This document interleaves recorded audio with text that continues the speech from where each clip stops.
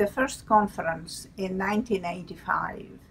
a series of recommendations were made. Their aim was to improve clinical trials. The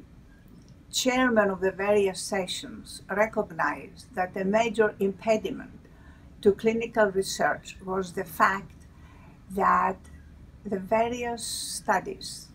had used all kinds of fish oils test materials. And therefore, it was recommended that we need to establish the fish oils test materials program,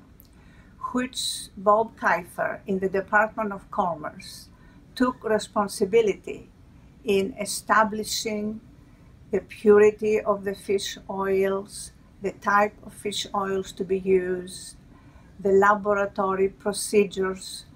to maintain the stability and evaluate the overall process of the fish oils test materials. And the disposition of that would be carried out by the Office of the Nutrition Coordinating Committee at the NIH, which was the committee that I chaired at that time. The Fish Oils Test Materials Program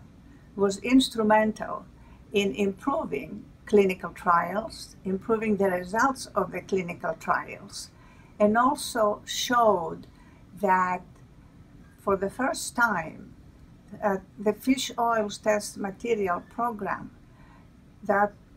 was a collaboration between two major agencies of the federal government, the Department of Commerce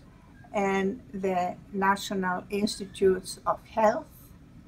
of the Department of Health and Human Services.